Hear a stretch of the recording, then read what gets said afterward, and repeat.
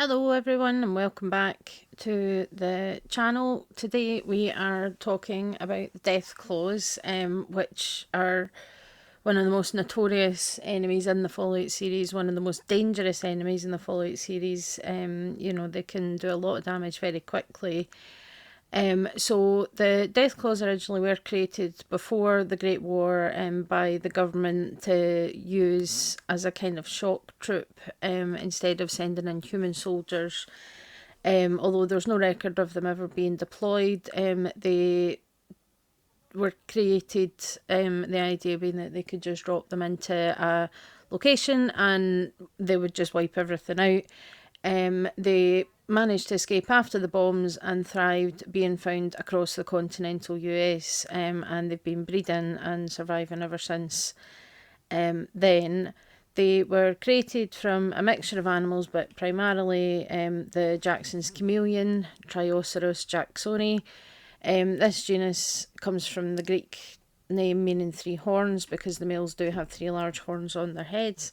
And this obviously a similar origin to the dinosaurs that are known as the Triceratops. So these are quite large chameleons, averaging sort of 15 to 25 centimetres or 6 to 10 inches, but the males can reach a length of 38 centimetres or 15 inches, including their tail. They're usually bright green in colour with hints of blue and yellow, but they can change colour quickly depending on their feelings, health status and the temperature. Contrary to popular belief, it's not just about their about camouflage. It's about they use it to communicate their emotions, their readiness to mate, and it's affected by their temperature and things as well. So the Jackson's chameleon does originate from Africa, particularly Kenya and Tanzania mainly, but they have been introduced in the wild in Hawaii and in Florida, where they are considered an invasive species. They are kept as pets as well and in zoo collections, but chameleons are not easy reptiles to keep. They're quite sensitive to their husbandry, and they can get sick very easily if there's something not quite right with their environment or with their diet. They're definitely not easy pets to keep, and I would recommend doing an awful lot of research into the species you intend to get to ensure you get the setup right. Compared to other lizards like bearded dragons that people keep as pets, chameleons are not anywhere near as forgiving, and their husbandry needs to be spot on, or they do get quite ill. So something to bear in mind, as much as they are awesome little creatures. They are carnivores, with their diet mainly consisting of small insects, isopods, spiders, lizards, sometimes small birds and snails. And they have this impressive ability to basically fire their long sticky tongue to catch prey from a distance and pull it back into their mouth. It's very, very fast, and it's quite an impressive thing to see happen. But I wasn't able to actually find a video of it anywhere that I could use. But obviously chameleons are best known for their ability to change colour. It's more prominent in males. The females tend to be a little bit less flamboyant, a wee bit more drab. But they can change into just about any colour that you can think of, and this is because of cells that contain tiny guanine crystals under their skin, and the chameleon's able to tune the photonic response, which alters the wavelength of the light reflected off these crystals, which changes the colour. So if you know your physics, you know that the wavelength of light is what makes the colour visible and what dictates what colour you see. So that's how they're able to do this, and it does aid in camouflage, so it does play a role in camouflage, but it is more important for communicating to other chameleons and in response to other conditions. So these changes could indicate emotional state, sort of they'll turn black if they're showing aggression, or if they're fear, readiness to mate, they'll change into sort of in a kind of red colour for that, and it can indicate their health as well. Dull coloration can indicate pain or illness, and any site of injury, so even the site of an injection or a wound, the skin will turn black, and I have seen this happen. after taking a blood sample from a chameleon using the vein in the tail, and the spot where the needle went in, I mean, it was a tiny, tiny needle, but the spot where that went in turned black and stayed like that for a little while. They also can change colour, which helps with temperature regulation. So they are ectothermic, or cold-blooded is the colloquial term, even though it's not strictly accurate. But they can change their colour to help with managing their temperature, because, as we know, darker colours absorb more light and heat, lighter colours reflect it, so they can change their colour to absorb more warmth or to cool down, which is really, really interesting. They are arboreal, which means that they live in trees. They're specialised little feet, where their toes are split, and it's almost like a Lego person's hands. That's the best analogy I've got. And then they've got these tiny but really sharp claws, and their tail is really prehensile as well. It can wrap round branches. It gives them grip. So they've got really quite a strong grip and ability to climb and to keep themselves stable even on quite small branches and things. It's quite surprising how strong their grip actually is. Their eyes are also very specialised and distinctive, so the actual opening of their eye space is really quite small where their eyelids are. Each eye can move and focus completely independently, so they can look at two different things in two different directions at the same time. This gives them a complete vision arc of 360 degrees all around them, which is quite a rare thing in the natural world. They also have the ability to see ultraviolet light as well as your visible light spectrum. It was believed at one point that chameleons were deaf, but that's not the case. They don't have ears, but they can pick up sound frequencies between 200 and 600 hertz, so they do have the ability to hear. And if they are threatened, they tend to try and appear larger, and they'll warn you off with a wide open mouth, often turning black as well. They can bite, and they can use their feet as well. They don't run fast, so they kind of rely on their camouflage to avoid predators, only showing aggression if they are discovered. And then on to an interesting thing. So this is similar to what we talked about with the night stalkers last week. Majority of chameleon species do lay eggs, but Jackson's chameleons are actually ovoviviparous like the rattlesnakes. So the gestation period is about 5 to 6 months. And they can have up to 30 offspring. So again, similar to what we saw with the night stalkers, that the rattlesnakes are ovoviviparous, but the night stalkers are oviparous, and the same happens here with the Deathclaws, that the Jackson's chameleon is ovoviviparous, but the Deathclaws are oviparous and lay eggs. So, quite interesting. Again, obviously Deathclaws are massively changed and massively genetically engineered to be different. So that probably plays a role in things, but the Deathclaws did become a notorious legend in the Wasteland, and at the time of the first Fallout game, a lot of people didn't really believe that they existed, but that is something that the Vault Dweller can deal with at one point, and in 2242 the Enclave had picked up the research project about the Deathclaws to improve their intelligence, and they managed to create Deathclaws that were intelligent and had the ability to speak. So they were dropped into Vault 13 in 2242, and they ended up breaking free from the Enclave and founding their own culture and their own society, even had humans living with them. But when the Enclave discovered this, they were exterminated, which is a shame that we had a new sentient race with intelligence that didn't really get a chance to thrive. But let's head over to the Wasteland, and we're going to meet some of these terrifying beasts and chat a bit more about them, and some of the unique ones and some of the interesting facts about them. So I'll see you over there. Get some light on this guy. So here's your standard Deathclaw. So they are large, bipedal and reptilian looking, with massive strength and speed.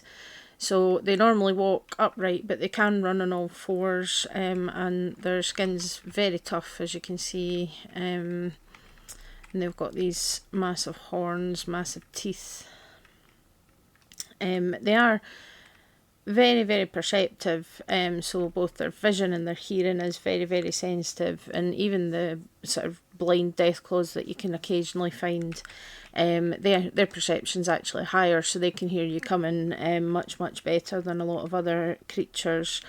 But they can be deterred by flares. Certainly in Fallout New Vegas, abominations will flee with fire, and deathclaws are counted as part of that mechanism. So I thought I would show off some of the deathclaws that exist in Fallout 4. So this is your standard one. And then you've got your alpha deathclaw, so you can see the horns are a bit different. He's got sort of more red eyes, larger horns that point a different way. And then we've got the glowing deathclaw, obviously has a nice green glow to him. And they've got opposable thumbs as well, which is something that's quite unusual in the animal world. And then the massive claws. What else have we got? The savage deathclaw, where we've got a broken off horn. Deathclaw matriarch.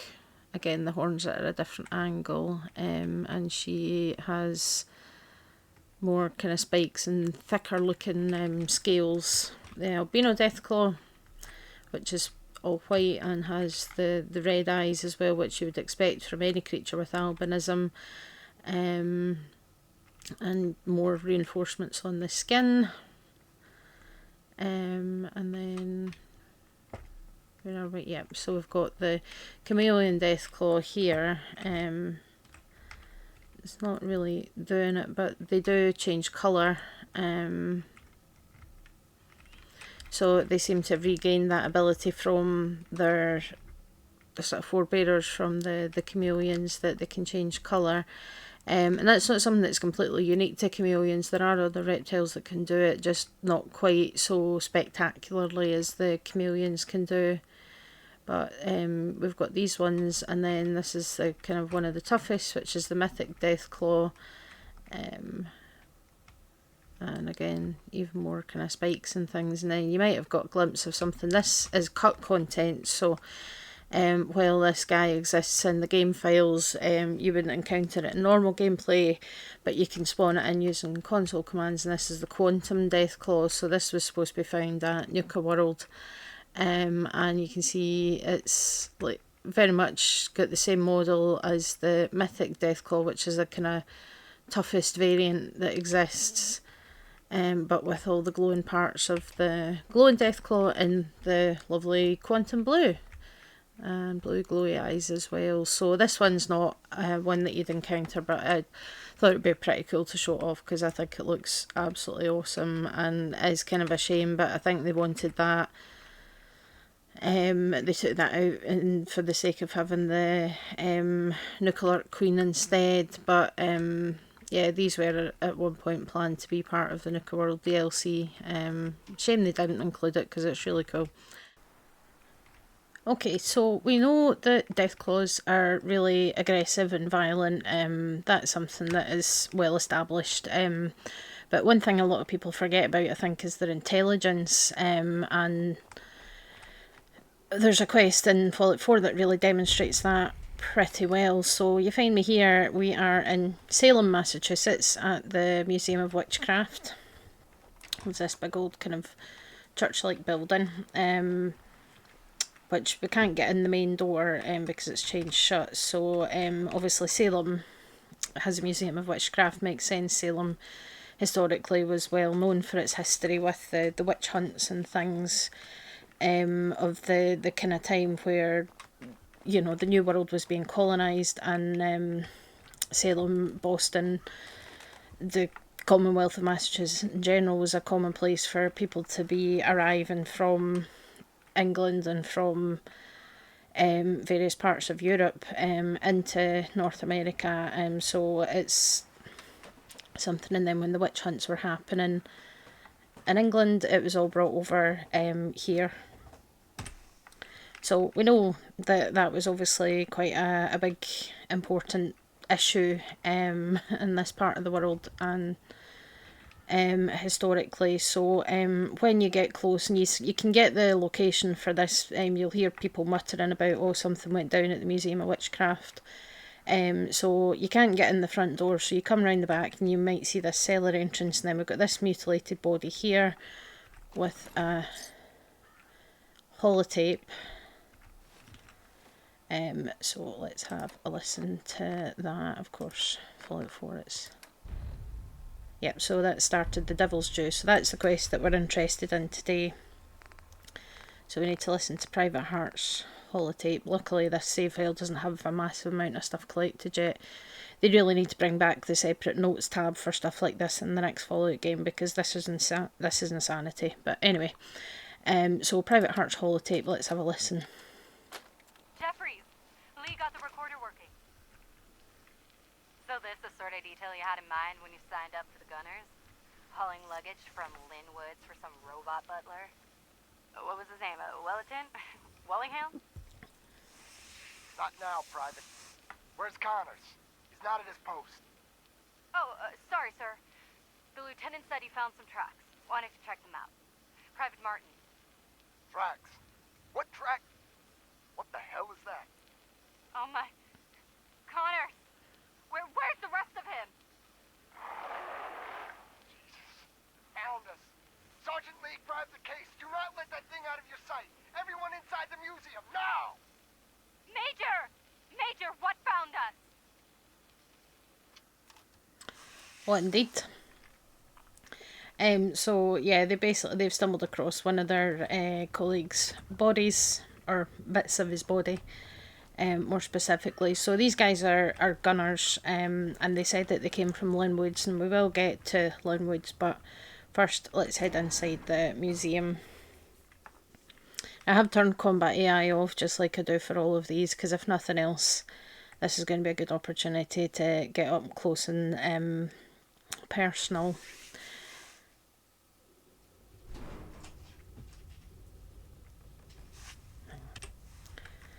Yeah, so we come in through this kind of basement, which obviously was just used as some kind of storage, but hang on. So yeah, there's definitely some indication there's something moving about upstairs. All that dust coming through the floor above, and this doorway's blocked off.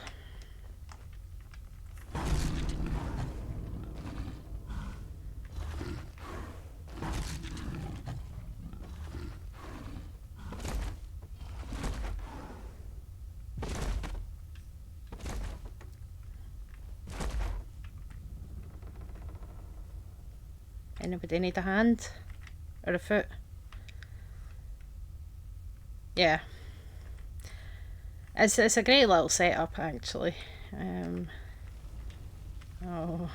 You can tell it's something big. I'm sure, given the subject matter of this video, you know exactly what we're going to find when we get up there.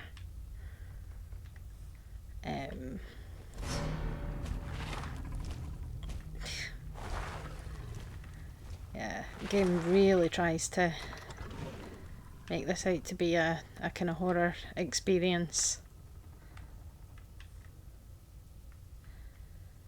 which it does quite well. I mean, you know, we've got textbooks filled out with pelvis bones and arm bones. Yeah, probably. Yeah, this is totally unrelated to the subject matter, but you know, just another one of these funny little set pieces. Not gonna do very well in school without your head, pal, but never mind. But then also we can see there's some like church pews in here.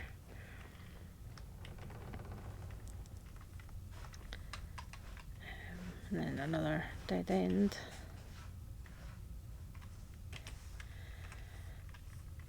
So yep, we're just going to make our way through. So this is obviously some kind of I guess break room for the employees. Pool table, couch.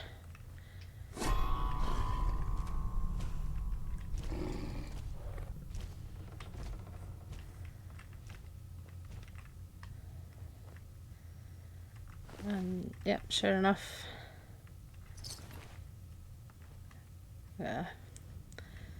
there's Major Jeffries, who we heard on the recording. Big pile of dead gunners. Creepy mannequins, because can't have a spooky Fallout environment without creepy mannequins. And there's more creepy mannequins.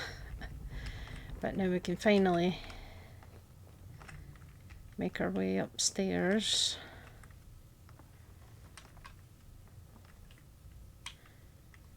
Naked creepy mannequin.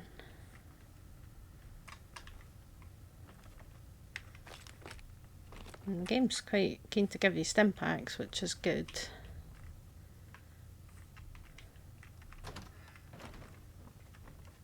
There's another deceased gunner.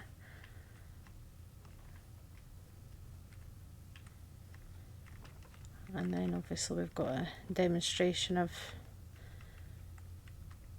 a mannequin being burned at the stake. Sorry. Yeah, so clearly she's been accused of witchcraft, which was, you know, any woman who could read or write or said no to a man that didn't want her to say no. I've been reading actually a book I just finished reading yesterday, like the day before I recorded this. I was actually covering some of the kind of witch hunt sort of stuff that happened in England, sort of related to that, so that was quite interesting. And oh, there's a Grognak barbarian here. So yeah, it was quite interesting because it wasn't just happening here, it was a problem that was brought over to America from the UK, like from England. But yep, here she is the savage Deathclaw. So it's always a savage Deathclaw, missing a horn. Look at those teeth. Look at the size of the claws as well. I mean, you know, one swipe could easily take my head off. But yeah, so this savage Deathclaw has tracked the gunners here. They came from Linwoods and they were carrying a package.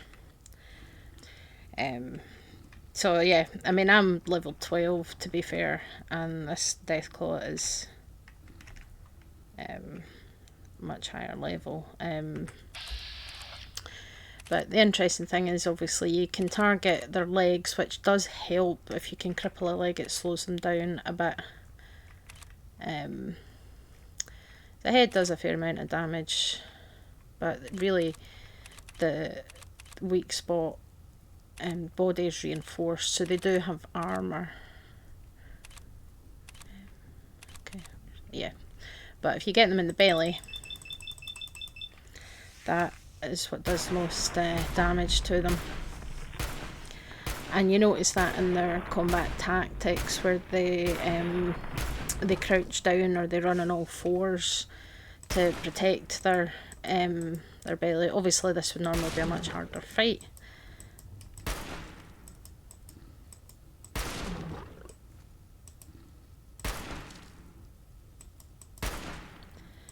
But yeah, you'd be pretty much forced to kill this Deathclaw before it kills you. Damn, I keep forgetting that its button changed between games. There we go.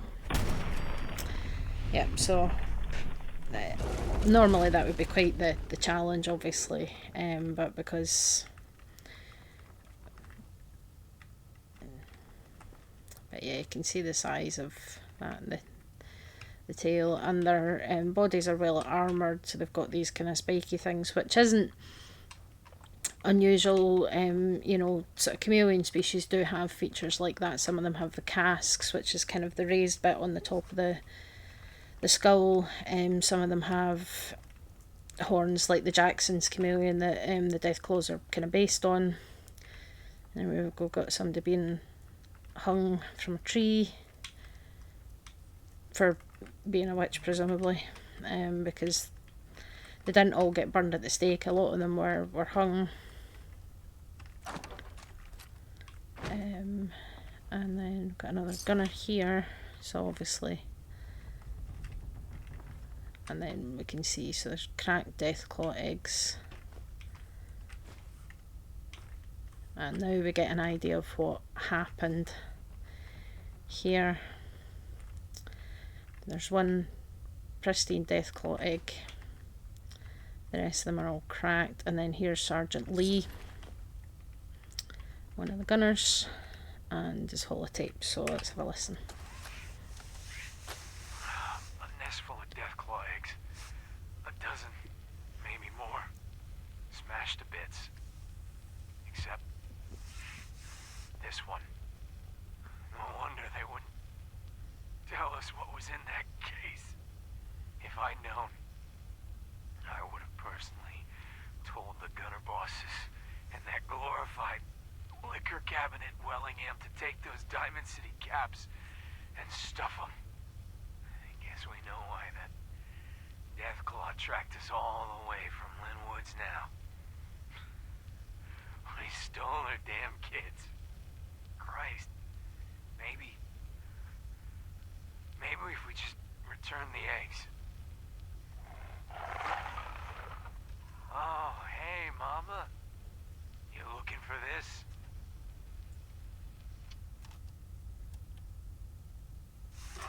There we go. So now we know that they were sent to take this case from Linwood's, and they discovered that it was Deathclaw eggs that they were being paid to transport. And he was saying that if he'd known that's what it was going to be, then he would not have agreed to do it. Because of the danger, and that's the reason that this savage Deathclaw was here, was basically because her eggs had been stolen and she quite reasonably wanted them back. So we can now get out through the main door.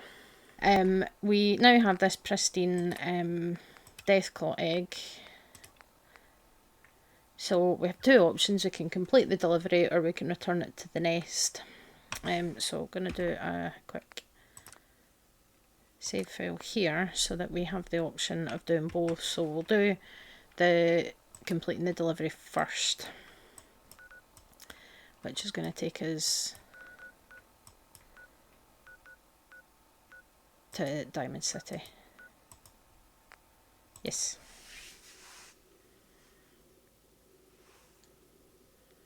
And there we go. No creature represents the danger of the wasteland as much as the Deathclaw, which uses razor-sharp claws to rip apart its prey in seconds.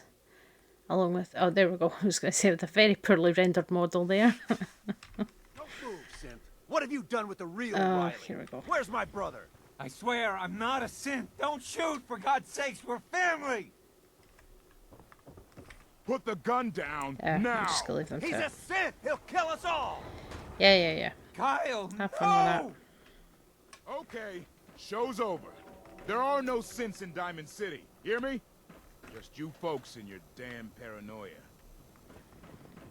Nah, it's not true, but yeah.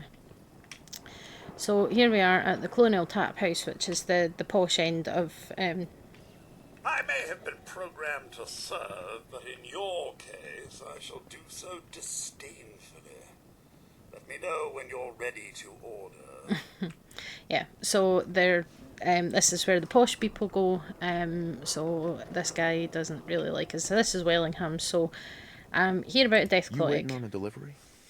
Of some Deathclaw eggs, maybe? What are you... Oh, the eggs. Oh, you must be with those, gunny people. Though your superior had implied there would be more of you, but... oh, no matter. The negotiated fee was 200 caps per egg. Generous amount indeed, considering your tardiness. Though our clientele do expect nothing short of the most pristine Deathclaw eggs. Now, do you have something for me? What are you going to do with the What eggs? exactly are you planning to do with the eggs? Well, if you must know, one of our patrons has been asking after a cooked Deathclaw egg, a la Wellingham, for some time. But with your, albeit late, arrival, I can finally make good on his request. Make good? Already beginning to speak like one of you. Now, can we please hurry this up? Are you going to hand them over or not? There you go. Here, take it. At last. What, is this it? Where are the rest? All the others made the trip up to that big Deathclaw nest in the sky. That's so. I suppose this will have to do. Yeah, for a less than adequate job, but a job nonetheless. And the special request your superior made? Major Jeffries, was it? I trust you can get this to its destination. Don't just go waving it around willy-nilly. Wellingham! Has my meal finally arrived? Oh, yes, sir. Endless apologies for the ludicrous lateness of it all. It shall be ready post-haste. You, on your way now. I've yoked a poach. Yeah, so one wonders how long this guy's actually been sat in this chair waiting for his Deathclaw egg a la Wellingham. But if I remember rightly,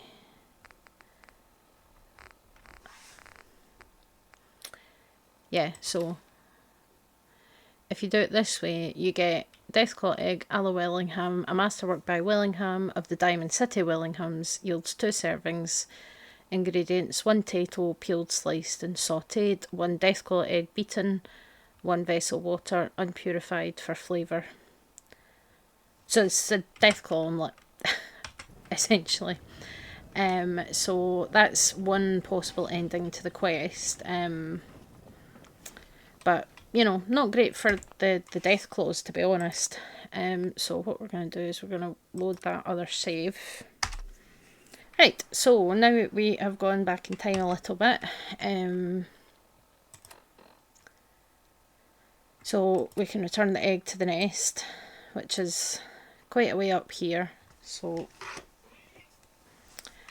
I will make my way over there and then I'll come back to you.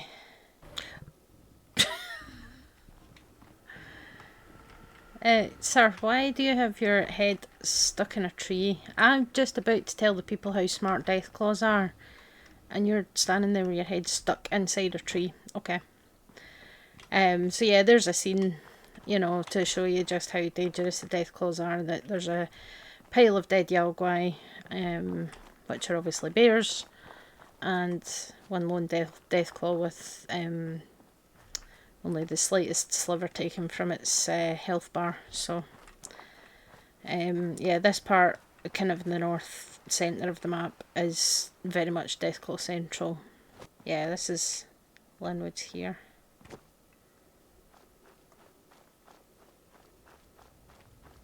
Yeah, so there's a big old tower as well as some shacks. We'll come back to that in a wee second, but we're gonna head over here. So just nearby to Linwood's, following the quest marker over this hill.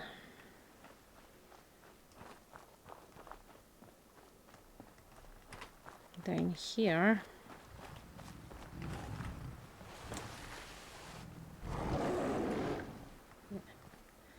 So this is a friendly Deathclaw, friendly-ish Deathclaw.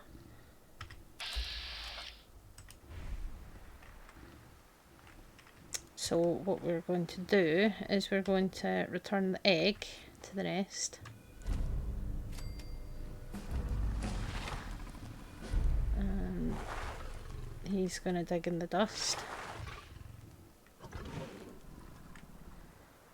And for our trouble, we get a Deathclaw gauntlet.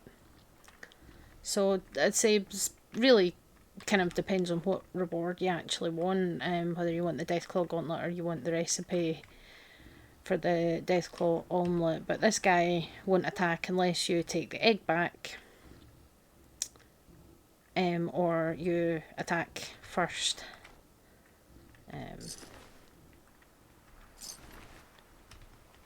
But yeah, so it's, you know, it's one of these things, because we know obviously the Deathclaws they're aggressive, they're dangerous, but this one at least seems to be intelligent enough to know that you're trying to help by returning the egg, and when you do return the egg it rewards you and then it leaves you in peace. So you know, there's, as much as they are aggressive and violent and deadly, they're not stupid. You know, and this one realises that you're helping by bringing it in, bringing its egg back, and it'll just stay and guard the nest. Protect it from any other industrious gunners that decide they want to take their chances with the most dangerous creatures in the wasteland. Wouldn't recommend. But yeah, welcome to Linwoods. So this is I mean, this looks quite old, you know, like even, you know, not pre-war, but pre-Civil War kind of a thing. But clearly somebody has tried to set up a wee settlement here.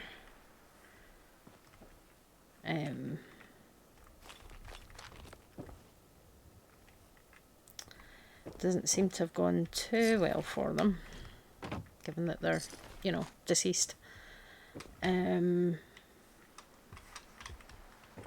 fact, oh, there's Wasteland Survival Guide, which gives me new decoration items. Man, please don't be ferals again. Nothing there now. What do you think? But yeah, as soon as you kind of go in there, the raiders come. But if you're sneaky enough, you can Get some, motherfucker. disarm the tripwire, and you can climb this tower. And oh, there's the key for that chest that we found. And both grenades, stimpak. I'll take the grenades. So what we can do is, first of all, we will turn combat AI off, or back on.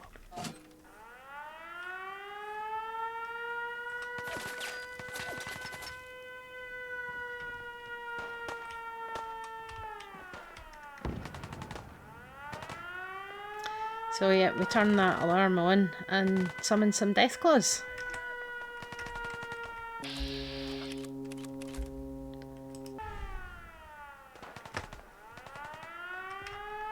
To kill all the raiders.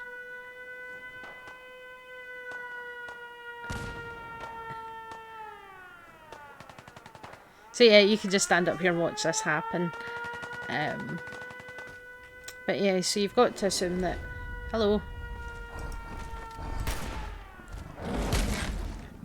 Yeah, so you see how it runs on all fours, even though they're normally bipedal. And then they can do that.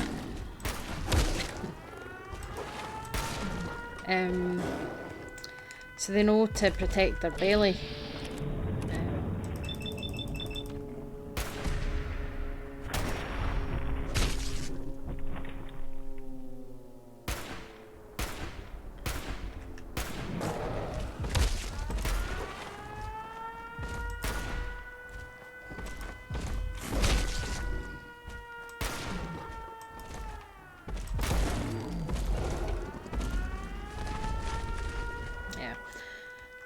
So that's something that they do because they know where their vulnerable spot is. They know that their belly's their weak spot. It's not as thickly protected, so when they're charging at an enemy, they crouch down like that to protect themselves. It's and again, that's something that really speaks to the kind of design, the behaviour of the enemies in Fallout 4.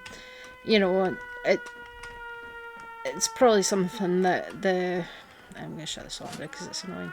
You know, it's maybe something that wasn't quite feasible to do in the older games, you know, Fallout 3, Fallout New Vegas, just because the limitations of the software, the limitations of the hardware at that time. But it is something that I think is really, you know, it really, really speaks well of Fallout 4's design, that, you know, these enemies, they all have different kind of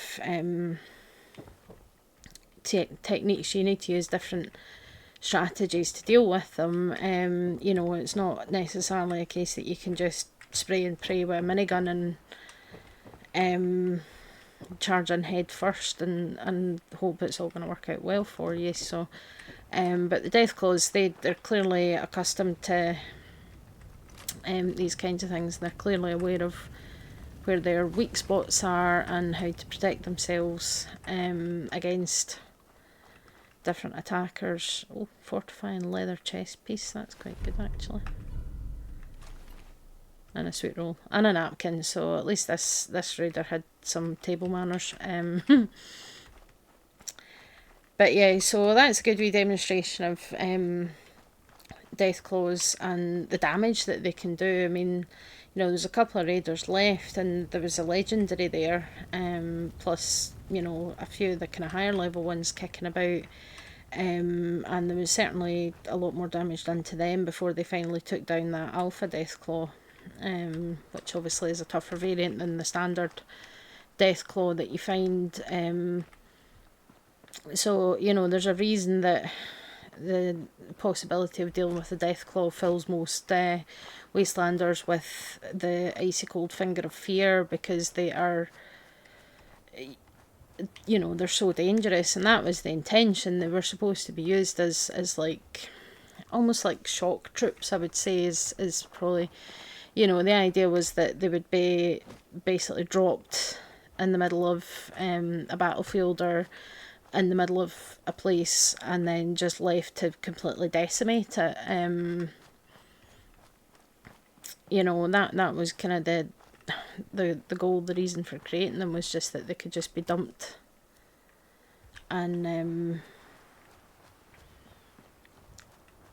you know, left to kill everybody in the area and just completely decimate it, which you can see that they're quite efficient at doing. So we're at Parsons State Insane Asylum here. But yeah, so the Devils Duw, it's quite a good little quest in the Museum of Witchcraft. You know, little kind of spooky jump scare horror set piece as you creep through the museum, where you've got scenes of mannequins being tried as witches and burnt at the stake and whatnot. But then you uncover this kind of story where the gunners were sent to transport a package from up here down to Diamond City, but they weren't told what was in the package. But the Mother Deathclaw obviously knew what was in the package, and she tracked them all the way to the Museum of Witchcraft in an effort to get her eggs back. And she killed all the gunners, and all but one of the eggs were destroyed. And then so you go in there and you see the Deathclaw and you kill it. This is private property. I'm leaving. This is private property. I'm leaving. You're trespassing on private property. Better move along, or else. I'm leaving. Shut up. Jesus. Rude. Anyway, yeah, they don't like you venturing into Parsons State Insane Asylum until you've been given the quest to do so. But, you know, and then you hear that recording from Sergeant Lee, and he's like, yeah, if I'd known what was in the package, I wouldn't have taken the job. Because, again, everybody knows how dangerous Deathclaws are, and they are protective, especially over their nests. And you see that everywhere. I mean, when you're looking for the eggs for either to get the Deathclaw egg omelette recipe or for the eggs for the Thorn and Fallout New Vegas, and the nest where the eggs are is right in the middle of the territory that the Deathclaw group are controlling, so they keep it well protected. you know, and that's probably why the wasteland omelettes are such a delicacy, and why, you know, in the fancy restaurant in Diamond City, that, you know, making something with the Deathclaw eggs would be considered, you know, highbrow. It's like the wasteland equivalent of it being like lobster thermidor and caviar, you know. It's like because of the difficulty of obtaining the ingredients, you know, as Deathclaw eggs are not something that would be easy for anybody to get a hold of, so it kind of makes sense that way. But then I think it's quite a nice use of the Museum of Witchcraft, because obviously it is a well-known kind of piece of history of this part of the United States, you know, where people were seeing monsters in the midst of their communities, but this time it's an actual monster, essentially. But then, was it a monster, or was it just because, you know, someone had come in and stolen their eggs? You know, it's from Deathclaw's point of view, it's no different from somebody walking into a hospital, picking up a baby and walking away with it. You know, it's the same kind of thing. It's, to them, it is a kidnapping. So you can kind of understand why this Deathclaw mother would be a bit pissed off that somebody stole her eggs. So yeah, it's an interesting one, and I think it highlights a couple of things about the intelligence of these creatures as well. That, you know, I mean, they are violent and they're dangerous and they're aggressive, but they're not mindlessly violent and aggressive. They have got some intelligence behind them, as well as the ability to track over quite a long distance, because that was quite a long distance that we just ran from Linwoods to back to the Museum of Witchcraft. So it's, you know, it's something that not a lot of creatures would necessarily have the capacity to do. But yeah, hopefully found that interesting. We'll get a look at some of the other locations for the Deathclaws, including some that are kind of under Enclave control in Fallout 3. And we'll take a look at the nest in Quarry Junction that I mentioned, and the legendary Deathclaw in Deadwind Cavern, and quite a few. I mean, the redesign of the Deathclaws from, you know, Fallout 3 New Vegas to this game, I do really like the ones in Fallout 4. I think they've really improved on it and made them look even more terrifying than they were before, and they were always terrifying. So yeah, that'll do for just now. So still quite a lot that I want to talk about and show you, but this video is getting close to sort of being an hour long, so we'll pick it up next week and we'll go and meet the Enclave controlled Deathclaws, and we'll meet some of the interesting ones in Fallout New Vegas. But for now, thanks for watching, thanks for listening.